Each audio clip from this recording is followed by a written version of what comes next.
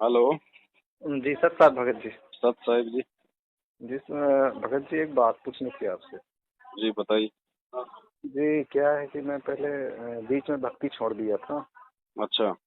जी अब मैं दोबारा से जुड़ना चाहता हूँ, लेकिन मेरी शादी है। हम्म। शादी घर वाले कर रहे हैं, लेकिन वो वैसे मर्जी तो नहीं कर रहे हो, वही धूम धड़ाके वाली शादी करेंगे। हम्म। और मैं भक्ति करना चाहता हूँ, तो हम्म। आप कुछ सोल्यूशन दे सकते हैं क्या? उम्र कितनी है आपकी? 28। काम क्या करते हो? अभी तो मैं घर में ही हूँ, कोई काम नहीं है, जॉब नहीं किया अभी। अच्छा, माँ बाप के पास में क्या प्रॉपर्टी है? कुछ भी नहीं है। कुछ भी नहीं है तो फिर डरना किस बात का है? जैसे आप भगत जी बोलिए। एक बात बताओ। जी शादी आप कर रहे हो, उस लड़के ने जीवन आपके साथ बिताना है या आपके माँ बाप के साथ में बिताना है? मेरे साथ में बिताना है। तो आपके साथ बिताना तो आप उस लड़की से बात करो, लड़की के परिवार वालों से बात करो। आजकल ये तो जी एक एक सामाजिक एक मतलब कि कैंपेन भी चल रहा है कि बिना दहेज के, बिना फालतू के आडंबरों के, फालतू में जो पैसा हम जो खर्च करते हैं 2 4 5 10 लाख रुपया, वो जी पैसा अगर हम सिंपल तरीके से शादी करके अगर अपने लाइफ के लिए रखें तो कितना अच्छा होगा। जी जी आप अपने माँ बाप से बात करो, आप सामने वाले पार्टी से बात करो। अगर वो तो नहीं दहेज। मानते हैं तो भगत जी जी कैंसिल करो। साहब आप क्यों दब रहे हो? फिर वो दबेंगे, फिर वो जी दबेंगे। उनको बोलो भैया ना तो देखो घोड़ी पे चढ़ूंगा, ना बैंड बाजा बजेगा, ना कोई पंडित से फेरे लूंगा। मैं जिस गुरु जी की भक्ति करता हूँ वो उनकी जो भक्ति है उसमें वैदिक मंत्रों के हिसाब से हमारा एक सिस्टम है। उसमें ना कोई लेना ना कोई देना, ना फालतू का कोई बराती जराती आना, 10 15 20 50 आदमी आ जाओ बहुत है। बाकी कोई लेन देन नहीं, कोई आडंबर नहीं। अगर इस प्रकार से अगर आप रेडी हो तो मैं शादी करूंगा, नहीं तो मैं नहीं करूंगा। इसमें लड़की वाला भी कुछ नहीं कर सकता, ना वो कोई मुकदमा कर सकता, क्योंकि उसके पास कोई सबूत ही नहीं है। सामने वाले भी ये कहेंगे भाई ठीक है ये तो अच्छा ही कर रहा है ना, नुकसान क्या है? शादी के लिए मना थोड़ी कर रहा है, ये तो आडंबर के लिए मना कर रहा है, पाखंड के लिए मना कर रहा है, पैसे बर्बादी के लिए मना कर रहा है। तो उनके पास कोई ऑप्शन ही नहीं होगा आपकी बात मानने के सिवाय, यदि आप दृढ़ होंगे तो। जी। और देखो तो भगत जी, ये रिश्तेदार, ये माँ बाप, ये पति पत्नी आज अगर नाराज हो भी जाएंगे ना तो 2 महीने बाद में मुंह लटका के फिर आपके पास आ जाएंगे, हाँ यूं करते हुए। और ये भगवान एक बार अगर नाराज हो गए ना मर्यादा तोड़ने के चलते, ये जल्दी से फिर राजी नहीं होगा।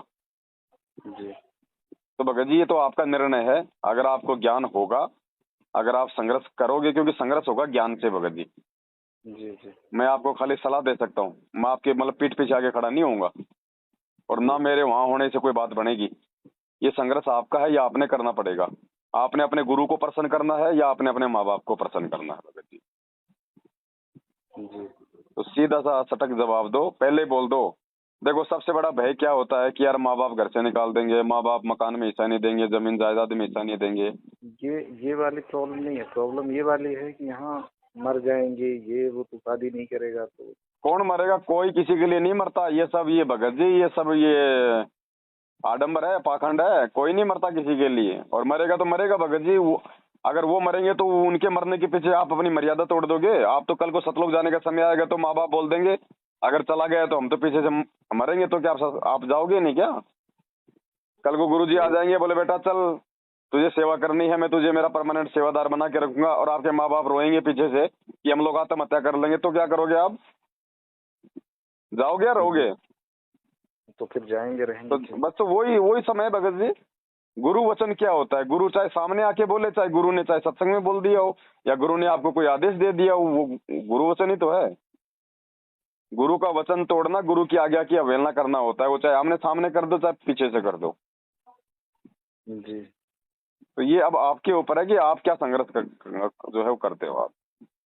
वो बोलते हैं कि ठीक है मैं दहेज तो नहीं लूंगा, लेकिन वो पंडित वाला काम थोड़ी न नहीं मना कुछ नहीं करेंगे। करेंगे न, कुछ नहीं करेंगे न के, कुछ नहीं करेंगे। अगर वो पंडित अगर लिखित में गारंटी देता है जी कि भैया तुम लोगों का कभी जिंदगी में कुछ नहीं बिगड़ेगा, ना कभी लड़ाई होगा, ना झगड़ा होगा, ना कभी तुम्हारा डाइवर्स होगा, है, और ये लड़की जो है ये कभी विधवा नहीं होगी, ये बातें पंडित जी अगर 1,000 के स्टाम्प पे लिख के देता है, अगर ऐसा कुछ जी हो जी गया तो मैं अपनी पूरी प्रॉपर्टी इनके नाम कर दूंगा, ऐसा लिख के देता है, तो बोलो उनको उस पंडित जी से मेरी बात करवा दो उनको। कौन है? ये लो। वो पंडित ही हाथ खड़े कर लेगा। वो पंडित ही बोलेगा साहब मैं गारंटी नहीं देता ऐसा। जब वो गारंटी नहीं दे रहा तो फिर काहे का फिर वो नाटक कर रहा है, नकली माल है फिर उसके पास में। जी जी अरे रामचंद्र जी की शादी किसने कराई थी भगत जी? वशिष्ठ ने, जो जो जी जी जो तीनों लोगों का ज्ञाता था। और उसने उसने क्या कहा था कि आज जो मुहूर्त मैं निकाल रहा हूं, इस मुहूर्त में यदि सीताराम का शादी हो गया तो जिंदगी में कभी कोई संकट नहीं आएगा। सबसे ज्यादा संकट उन्हीं के ऊपर आया। जी तो ये वशिष्ठ से बड़े हैं क्या? ये 500 रुपए में जो लेके शादी करवा देते हैं। जी अरे 2000 में जब गुजरात में भूकंप आया था, वो करोड़ों की बिल्डिंगें जमीन में समा गई थी, उनका पूजा पाठ करने वाला पंडित ने तो लाखों रुपए लिया था। जब वो लाखों वाला फैल हो गया तो 500 रुपए वाला फैल नहीं होगा क्या? तो सब फैल हो तो जाएगा। ये आडंबर है, पाखंड है भगत जी। और जब तक हम इस आडंबर से बाहर नहीं निकलेंगे, हम संत रामपाल जी के भगत नहीं कहला सकते। संत रामपाल जी का भगत वो है जो संघर्ष करेगा अपने गुरु वचन के लिए। जी तो भगत जी ये तो आपके ऊपर है बड़े भाई। यही मान लो अभी 2-4 दिन से यही सब परेशान करके रखे। गुरु जी को दंडवत करो, मालिक से प्रार्थना करो, हिम्मत मांगो और खुल के जवाब दे दो भगत जी। ये माँ बाप है ना, खाली ये डराते हैं ऐसा, हम मर जाएंगे, हम ये कर जाएंगे। मरो ना, मेरे मरने से मेरे पीछे थोड़ी ना बैठे हो तुम। जी अरे मैं तो उनको बोलो कि मैं तो उल्टा तुम्हारा खर्चा कम कर रहा हूँ ना, मेरे को तो शाबाशी देना चाहिए। मर क्यों रहे हो? तुम्हारा 5-7 लाख रुपया ठीक कर रहा हूँ ना। भगत जी हिम्मत करो बड़े भाई, ये समय नहीं आएगा बार बार। बाद में देखो, बाद में संघर्ष है ही नहीं, संघर्ष आज है।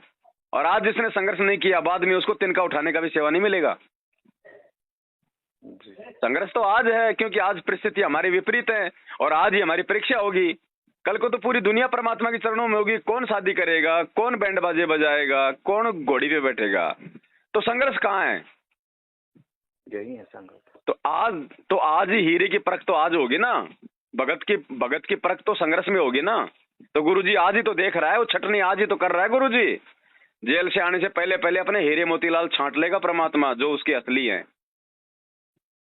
जी अब भगत जी यही होता है। बाकी तो देखो भाई, अब गुरुजी अगर आप सारे काम अगर उल्टे अगर करोगे तो गुरुजी तो कोई आपके सामने आके आपका हाथ पकड़ने वाले है नहीं कि बेटा ये मत कर।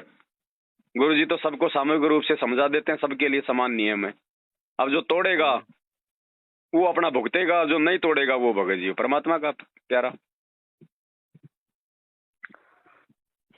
तो ये आपकी लड़ाई है भगत जी, ये किसी और की लड़ाई नहीं है भगत जी, ये आपकी लड़ाई है। क्योंकि अब भगत जी अगर मैं 10th में अगर बैठा हूं तो मेरी परीक्षा हो रही है ना। दोस्त तो मेरे को सलाह दे सकता है, यार नोट्स वगैरह पढ़, थोड़ा अच्छे से ध्यान से पढ़, थोड़ा याद कर ले, मैं तेरे को दे देता हूँ क्या क्या आएगा। बाकी वो परीक्षा तो आपने देनी पड़ेगी, दोस्त थोड़ी देगा। तो हम तो आपकी इतना हेल्प कर सकते हैं बस भगत जी, थोड़ा हिम्मत बंधाने के लिए। बाकी हिम्मत तो आपने करनी पड़ेगी भगत जी। और कुछ नहीं करने वाले माँ बाप, कुछ नहीं करने वाले, आप अड़ जाओ, कुछ नहीं होगा भगत जी। चुपचाप लड़की दे के जाएगा, चुपचाप लड़की ले आओ, कुछ नहीं, कोई आडंबर नहीं, कोई फाकड़ नहीं।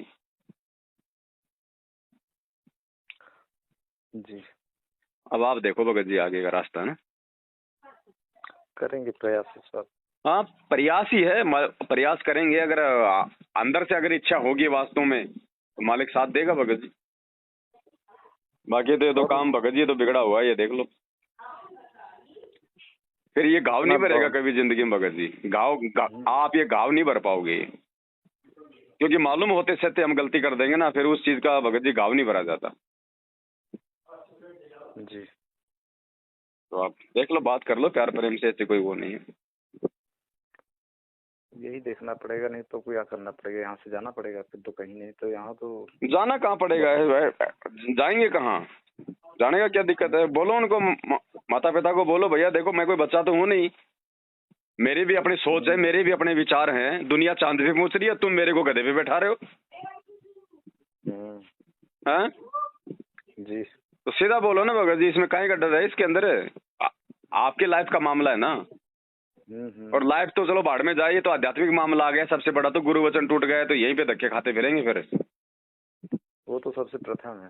तो बस, तो आत्म कल्याण के मार्ग में गुरुजी ने कह दिया, ना माँ की माननी, ना बाप की माननी, ना पत्नी की माननी, परमात्मा की माननी है केवल। जी भगत। तो कोई दबाव नहीं भगत जी, सीधा सट ठोक के 2 टूकों में जवाब दो। माता पिता है तो अपनी जगह, आप कोई उनको घर से धक्के मार के नहीं निकाल रहे, आपकी जिम्मेदारी आप अपनी पूरी करो, लेकिन मर्यादा में रह के, फालतू की आडंबर में पाव दे के नहीं। बेटा बेटी का फर्ज है माँ बाप का ध्यान रखे, बुढ़ापे में सेवा करे, टाइम पे खाना दे, अच्छा बोले। इससे ज्यादा कोई माँ बाप को कोई कंधे पे लेके घूमने का ठेका नहीं ले रखा किसी ने, जी। है ना। माँ बाप हैं तो अपनी जगह भगत जी, अगर उनकी जिम्मेदारी है तो हमारे भी कुछ फर्ज हैं, हमारे भी कुछ कर्तव्य हैं, हमारे गुरु जी के प्रति हमारी भी कुछ जिम्मेदारियां भाई। जी जी। और कल को इनको ज्ञान समझ में आएगा फिर क्या करोगे, फिर क्या करोगे? वो तो एक दिन सभी को आना है। आना है ना, तो फिर ये माँ बाप तुम्हें कह देंगे कि नालायक, गधे, मूर्ख, जब तेरे को ज्ञान था तो तूने उस समय संघर्ष क्यों नहीं किया? हम तो चलो अज्ञानी थे उस समय, तूने संघर्ष क्यों नहीं किया? तूने गुरु जी के वचन को क्यों तोड़ा? फिर क्या जवाब दोगे भाई साहब? तो थोड़ी हिम्मत कर लो बड़े भाई, करना पड़ेगा। ठीक है जी। हम्म। सब सही। सब